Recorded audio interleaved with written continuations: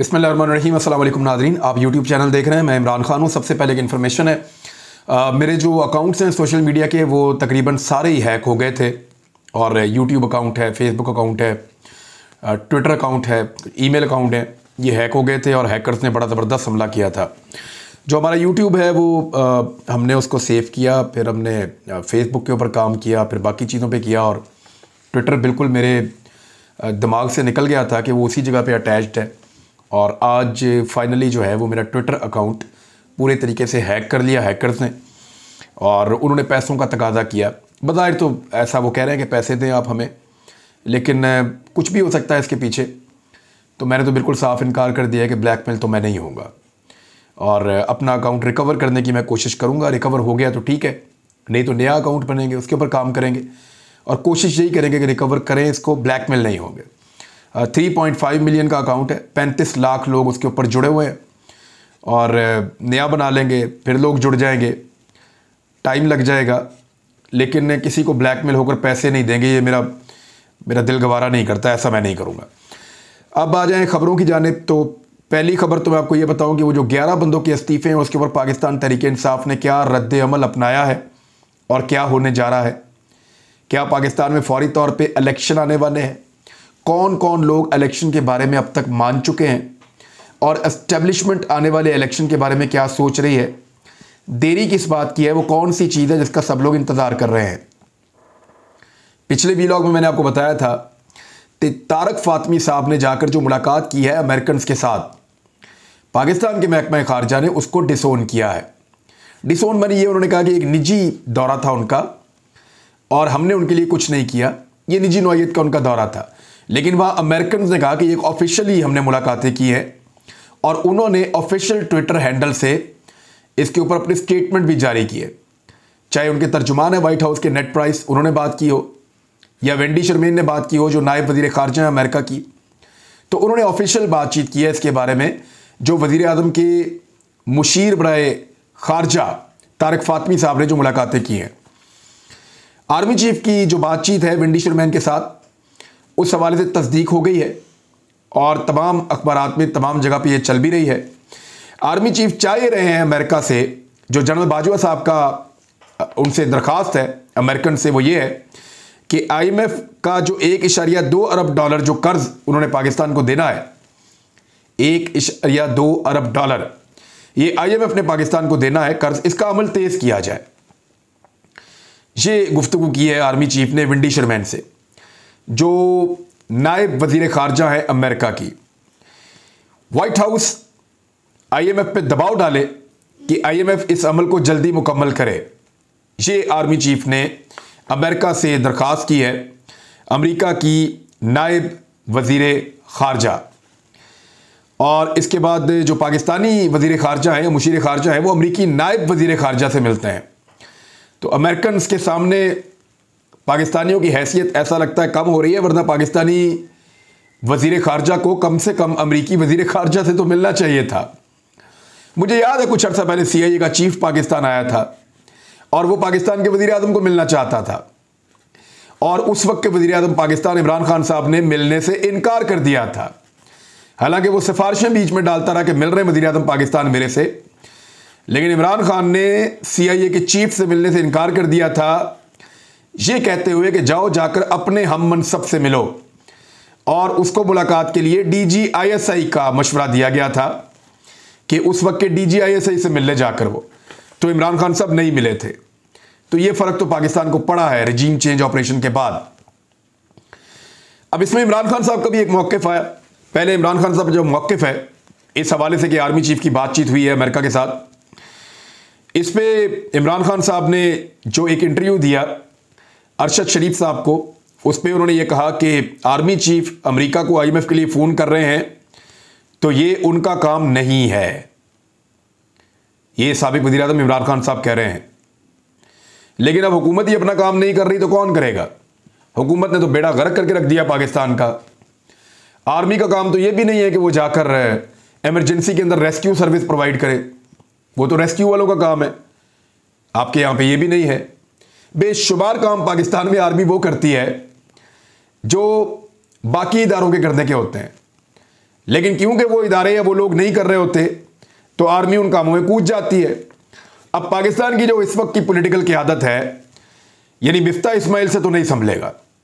और मिफ्ता इस्माइल अगर करने के काबिल होते तो क्या नवाज शरीफ उनको डांट रहे होते? नवाज शरीफ ने मिफ्ता इस्माइल के साथ क्या किया है ज़रा वो भी मैं आपको बताता हूं। लेकिन इमरान खान साहब ने यह कहा कि आर्मी चीफ को IMF के लिए फ़ोन कर रहे हैं अमेरिका को, तो ये उनका काम नहीं है। अमेरिकी डिमांड की तरफ गए तो खतरा है पाकिस्तान कमज़ोर होगा। अब ये इमरान खान साहब जानते हैं कि अमेरिकन की डिमांड्स क्या क्या है। यानी हमने जो सोर्सेज से सुना वो ये है कि अमेरिकन पाकिस्तान में अड्डे मांगते हैं। अमेरिकन पाकिस्तान को जो है वो इंडिया के मुकाबले में कमज़ोर देखना चाहते हैं। कश्मीर के मामले पे पाकिस्तान को ज़्यादा जोर देता हुआ नहीं देखना चाहते। अफ़गानिस्तान के मामले पे वो चाहते हैं जो पॉलिसी अमेरिकन की है वही पाकिस्तानियों की हो। चाइना के साथ पाकिस्तान अपने आप को डिस्टेंस करे। रूस के खिलाफ पाकिस्तान अमेरिका के कैंप के अंदर शामिल हो। ये वो सारी ख्वाहिशात हैं, या इसराइल को लेकर और दीगर चीज़ों को लेकर अमेरिकन की कुछ ख्वाहिशात हैं जो पाकिस्तान पूरी करे। तो इमरान खान साहब ये कहते हैं कि अमेरिकी डिमांड्स की तरफ गए तो खतरा है कि पाकिस्तान कमज़ोर होगा। और इमरान खान साहब ने कहा कि शफाफ इंतखाबात हों तो रजीम चेंज ऑपरेशन रिवर्स होगा। देखिए, मैं आपको उस दिन भी ये कह रहा था कि there is nothing to celebrate. एक इंपोर्टेड हुकूमत पाकिस्तान में बनी है, एक रजीम चेंज पूरा ऑपरेशन हुआ है। उस ऑपरेशन के नतीजे में एक हुकूमत को हटाकर दूसरी हुकूमत बनाई गई है, सहूलतकारों के जरिए से या हैंडलर्स के जरिए से। अब जब तक वो हुकूमत मौजूद है तब तक तो रजीम चेंज ऑपरेशन चल रहा है, और इसको रिवर्स ऐसे ही किया जा सकता है कि यह हुकूमत खत्म हो और पाकिस्तान एक नए इंतखाबात की तरफ जाए। कोई भी जीत जाए वो इलेक्शन, जो भी जीतेगा वो पब्लिक फैसला कर रही होगी, कोई बाहर वाला नहीं कर रहा होगा। तो जब पब्लिक फैसला करके कोई हुकूमत बनाएगी साफ और शफाफ इंतखाबात के नतीजे में, ऐसा नहीं होगा कि अमरीकी रजीम चेंज ऑपरेशन को मजीद आगे बढ़ाते हुए आगे इलेक्शन में धांधली कर दी जाए और फिर अमेरिकन की ही फेवरेबल एक और हुकूमत बना दी जाए, या कुछ गैर मुल्की आकाओं के कहने के ऊपर। पाकिस्तान में यह होता रहा है। अभी आपको थोड़े दिन पहले मैंने परवेज इलाही साहब का एक इंटरव्यू सुनवाया अपने टीवी चैनल पे एक्सप्रेस न्यूज़ में। परवेज इलाही साहब ने मुझे फरवरी 2014 में इंटरव्यू देते हुए बताया था कि इलेक्शन से एक दिन पहले उनके घर के अंदर जो बाइडन आए थे और दो लोग और आए थे, और उन्होंने आकर कहा था कि आप इलेक्शन, आपकी हुकूमत बहुत अच्छी थी लेकिन आप इलेक्शन नहीं जीत सकते।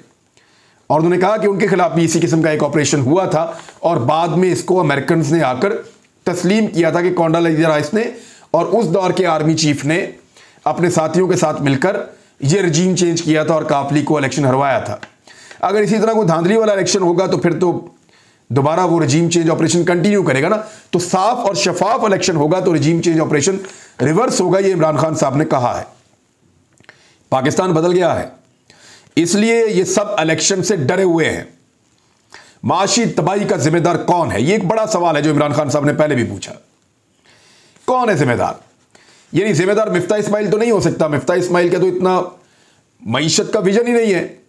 अगर होता तो 2018 में पाकिस्तान को इस हाल में छोड़कर जाते कि वो खुद उस दौर के army chief general Qamar Javed Bajwa से मिलकर कहते हैं कि दुआ करें 2018 में हमारी हुकूमत ना आए, क्योंकि हमने इकॉनमी का वो बेड़ा गर्क कर दिया है कि 3 साल तक हमारी कमर ही सीधी नहीं हो सकती। जो भी आएगा 3 साल तक रोता ही रहेगा। अब 3 साल में इमरान खान ने बड़ी मुश्किल से इकॉनमी सीधी की तो फिर वही आदमी आगे तोहफा बैठ गया। और अब उसके बारे में नवाज शरीफ साहब क्या कह रहे हैं, जरा ये भी आप सुन लें। नवाज शरीफ साहब मिफ्ता इस्माइल की कारकर्दगी पर फट पड़े। ये जराये के हवाले से खबर छपी है मीडिया के ऊपर, और ये पीडीएम के अंदर से निकली उनके इजलास में से। नवाज शरीफ ने कहा कि डॉलर के बारे में मिफ्ता इस्माइल ने मुझे बताया था कि ये 23 रुपए तक महंगा होगा, मगर बाद में 55 रुपए तक महंगा हो गया। अब 55 रुपए नहीं है, अब तकरीबन ये 60-70 रुपए महंगा हो गया। मार्केट में तो 240 के नीचे बिक रहा है ये, यानी बैंक के अंदर मार्केट में 250 का भी नहीं मिल रहा। 50 रुपए ये लगाएं और 22 रुपए उधर से लगाएं जिस दिन से आपने तरीके एतमाद पेश किए, तो ये 70 रुपए तक डॉलर की कीमत बढ़ चुकी है। इतना तो इमरान खान के 4 साल में नहीं बढ़ा जितना आपने 3 महीने में डॉलर की कीमत बढ़ा दी है। रवा महीने में सिर्फ 34 रुपए, एक पिछले इस महीने के अंदर अंदर, ये जो महीना अब जा रहा है जुलाई का, 34 रुपए से ज्यादा 35 रुपए के लगभग इस महीने में डॉलर की कीमत बढ़ गई है। यह हालत की इन्होंने पाकिस्तान की इकोनॉमी की। तो नवाज शरीफ साहब ने कहा कि क्या हमारे वजीर खजाना को 23 रुपए और 55 रुपए में फर्क का भी पता नहीं है? शहबाज साहब मंगल और बुध को तमाम इत्तेहादियों का इजलास बुलवाएं, वजीर खजाना को कहें कि तमाम इत्तेहादियों को मुतमईन करें। ये एक नूरा कुश्ती है, लेकिन क्योंकि इसहाक डार बहुत पसंद है नवाज शरीफ को और मिफ्ता इस्माइल पसंद नहीं है, ये पार्टी के अंदर भी एक डिवाइड चल रही है। मरियम नवाज मिफ्ता इस्माइल को जलील करने के लिए कभी कभी ट्विटर पे चीजें डालती रहती हैं। कुत्तों की खुराक सस्ती करने के लिए भी मरियम नवाज ने जो हुक्मनामा जारी किया था मिफ्ता इस्माइल को, वो ट्विटर के जरिए किया था। पहले अपने एक सहाफ़ी से एक ट्वीट कराया, फिर खुद उसको रीट्वीट करके कहा कि मिफ्ता इस्माइल देखो कुत्तों की खुराक महंगी हो गई है। तो मिफ्ता इस्माइल ने फिर कुत्तों की खुराक के लिए खास तौर पर एक गुंजाइश निकाली थी। तो वो शर्मिंदा भी करते रहते हैं, लेकिन मिफ्ता इस्माइल साहब फिर भी टिके हुए हैं। नून लीग के जो नवाज शरीफ और मरियम नवाज है, उनका मानना है कि मिफ्ता इस्माइल ताकतवर हलकों के बहुत करीब आदमी है और ये ताकतवर हलकों की चॉइस है और ये उनके मुताबिक काम कर रहा है। ये तमाम वो फैसले कर रहा है जिसकी वजह से मुस्लिम लीग नून जो है वो बदनाम हो रही है। मिफ्ता इस्माइल तमाम वो चीज़ें कर रहा है जिसकी वजह से मुस्लिम लीग नून अवाम में जाने से अब घबरा रही है और मुस्लिम लीग नून का बेड़ा गर्क करने में इस वजीर खजाना का हाथ है। ये मानना है कुछ लोगों का जो इस वक्त मुस्लिम लीग नून के अंदर मौजूद हैं और आहिस्ता आहिस्ता वो ये सारा मलबा मिफ्ता इस्माइल के ऊपर शिफ्ट कर देंगे। अब आ जाए इलेक्शन की तरफ। देखिए, जो 11 बंदों को फारग किया गया है, इन्होंने इस्तीफे दिए थे 11 अप्रैल को। 11 अप्रैल को 130 पाकिस्तान तहरीक इंसाफ के लोगों ने इस्तीफे दिए थे और उन इस्तीफों को मंजूर भी कर लिया गया था और इलेक्शन कमीशन ऑफ पाकिस्तान को भिजवा भी दिया गया था। ये तो उस दिन हो जाने थे फारिग और अब तक तो 130 नशस्तों के ऊपर दोबारा इलेक्शन होना चाहिए था। लेकिन 29 जुलाई को इनके इस्तीफे मंजूर किए गए, लेकिन उनमें से भी सिर्फ 11 के जरूरत के तहत और 3 महीने और 8 दिन 18 दिन 3 महीने और 18 दिन के बाद उनके इस्तीफे मंजूर किए गए। और ये एक सियासत नहीं है तो और क्या है कि 3 महीने और 18 दिन लगा दिए आपने सिर्फ 11 लोगों के इस्तीफे मंजूर करने के, जबकि 119 इस्तीफे अभी बाकी हैं, उनको आपने मंजूर नहीं किया है। तो ये सारा कुछ क्यों कर रहे हैं? इनको लगता है कि ये इस तरीके से मैनेज कर लेंगे, लेकिन पाकिस्तान तहरीक इंसाफ के अंदर इसकी डिबेट शुरू हो चुकी है।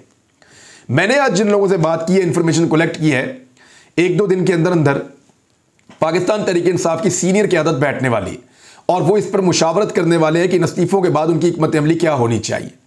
क्या वो ज़िमनी इंतखाबात के लिए खुद को तैयार करें या फिर पाकिस्तान को फौरी तौर पर जनरल इलेक्शन के अंदर लेकर जाएं। इस पर फवाद चौधरी साहब ने एक स्टेटमेंट दिया है जो बहुत इंपॉर्टेंट है। फवाद चौधरी का यह कहना है कि 1-2 दिन में तय कर लेंगे कि वफाकी हुकूमत कब उतारनी है, शहबाज शरीफ को कब तक रहने देना है और वफाकी हुकूमत हमने कब गिरानी है, और यह फैसला उनको जल्द करना पड़ेगा। क्योंकि देखिए, नया इलेक्शन आने वाला है।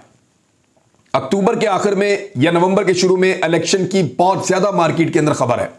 मैं आपको 100% नहीं कह सकता, तो मैं आपको यह कह सकता हूं कि ज्यादा इम्कानात यह हैं कि अक्टूबर के आखिर और नवंबर के शुरू में पाकिस्तान में आम इंतखाबात हो रहे होंगे। इसके लिए नया इलेक्शन कमिश्नर आएगा और उसके लिए बाकायदा तैयारी की जा रही है। कुछ जगहों पर एक निगरान हुकूमत बनेगी और उसके लिए भी मुशावरत हो रही है। यह सिर्फ एक नजर का धोखा है जो 11 बंदों को फारिग किया जा रहा है, या यह कहा जा रहा है कि पाकिस्तान में ज़िमनी इंतखाबात करवाए जाएंगे। ज्यादा लोग अब इलेक्शन की तरफ जाना चाहते हैं।